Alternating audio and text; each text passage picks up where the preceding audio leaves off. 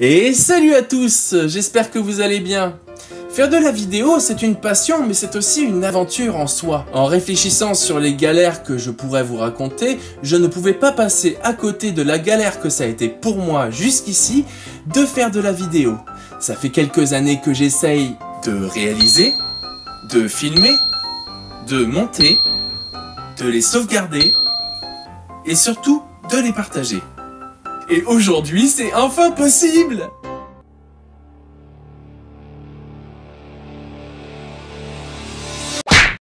Je vous présente le JVC AX49S qui utilise des cassettes VHS-C avec plusieurs options de montage et d'effets visuels et d'un zoom.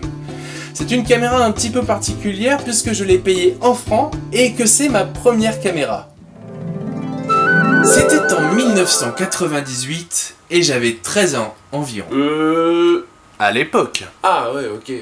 Oui, bon bref, c'est une reconstitution, et je prenais soin de l'utiliser pour mes tout premiers courts-métrages, et en voulant faire un peu de montage, j'ai pris une décharge, je ne l'explique pas comment. La caméra était brûlante, et même la batterie avait commencé à fondre, et il ne s'est plus jamais allumé. Quant aux cassettes, je les ai toujours conservées, mais je suis toujours à la recherche de cassettes vidéo adaptatrices pour magnétoscope. La Sony Handycam DCR TRV 255E PAL, qui utilise le format Hi8, est une machine hybride entre le format pellicule analogique et numérique. Elle possède plusieurs fonctions de montage, une petite lampe torche et la possibilité de filmer dans le noir. La particularité de ce caméscope, plus récent que le précédent, est qu'il est désormais possible d'enregistrer les vidéos faites avec directement sur un ordinateur grâce au câble FireWire ou encore avec le célèbre rouge blanc jaune. Il dispose d'un mode USB streaming qui permet, en toute logique, de pouvoir lire les vidéos sur l'ordinateur directement. Sauf que, pour la qualité par rapport aux caméras d'aujourd'hui, on en est là. On est en 2004. Wouh!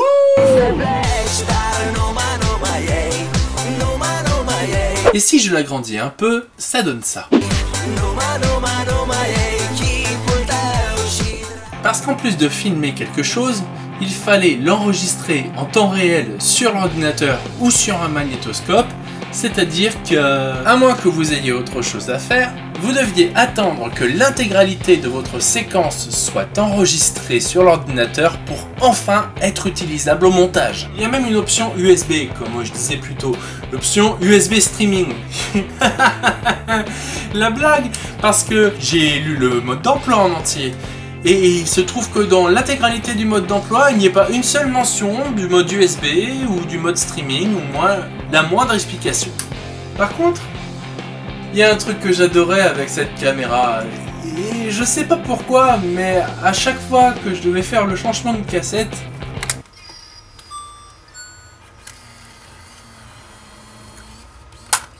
ouais, t'es toute mimi toi. Ouais, il est toute petite là. Voici la Vivitar DVR 508 NHD. Alors c'est une caméra entièrement numérique, avec des options assez basiques et même une petite lampe torche histoire d'éclairer un petit peu. C'est un modèle qui m'a fait comprendre qu'il était sérieusement temps que j'obtienne du vrai matériel. Parce qu'on va pas se mentir, si j'aime faire de la vidéo, encore une fois, on est loin de la qualité d'aujourd'hui. Ça fonctionne même avec des piles. Et histoire de me renseigner un peu, j'ai voulu savoir sur internet ce qu'on disait sur cette caméra. Petit objet sympa pour un enfant de 10 ans, ce qui lui permet d'apprendre à maîtriser ce type d'appareil avant de passer à un modèle plus évolué. Facile d'utilisation, convient parfaitement à un enfant qui souhaite faire ses premières derrière une mini caméra, look sympathique et maniable. Suffisant pour les enfants, design facile à utiliser et petit pour ranger, à recommander. Il est très bien, mes enfants sont conquis. Super pour les enfants, solide, facile, fonctionne avec des piles. Très bien pour un début de grand réalisateur. Une caméra pour enfants.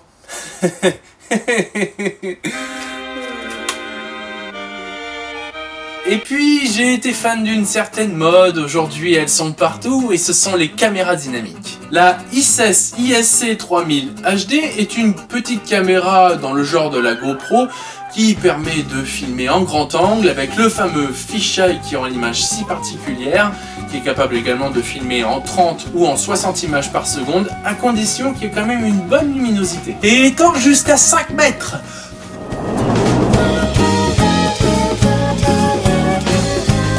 Et assez petite pour la mettre dans des angles inhabituels.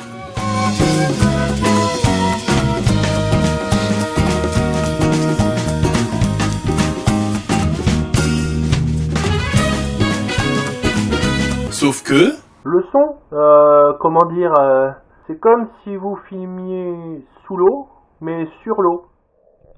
Et pourquoi on est le tout ? Les fichiers obtenus à partir de cette caméra ne sont pas compatibles avec le logiciel de montage, il faut donc les reconvertir à un format adapté pour pouvoir les utiliser, sachant que pour mon ordinateur, une vidéo de 30 secondes met 2 heures de traitement. Quand on dit que la patience est une vertu, c'est pas faux. Il faut dire qu'à notre époque, il est devenu très facile de faire de la vidéo avec des smartphones, avec des appareils photo et des caméras toujours plus performantes et des logiciels de montage perfectionnés et accessibles. Mais vous savez quoi ? Ces caméras, je les ai toujours, et même si certaines ne fonctionnent plus ou sont trop anciennes, elles symbolisent pour moi au jour d'aujourd'hui une sacrée aventure et surtout la preuve qu'il ne faut jamais abandonner et toujours se perfectionner. Elles représentent aussi une manière différente de voir les choses à travers chacune d'elles et aussi une sorte de voyage dans le temps quand on voit l'évolution.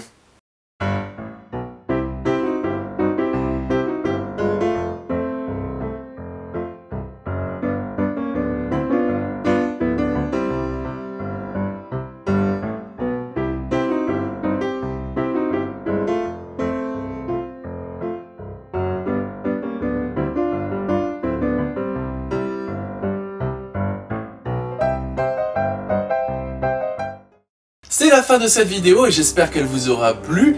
N'hésitez pas à mettre un pouce bleu, ça fait bien plaisir, et à la partager, c'est le plus important. À vous abonner à la chaîne pour ne rien rater. Vous pouvez aussi me rejoindre sur Facebook. C'était Nox pour une nouvelle galère. Je vous fais 1000 bisous.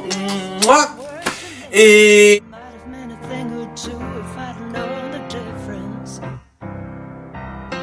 Emptiness, a lonely parody, and my life another smoking gun, a sign of my indifference. Always keeping safe inside when no one ever had a chance to penetrate or break in. Let me tell you, some have tried, but I slammed the door so tight that they could never get in. Merde.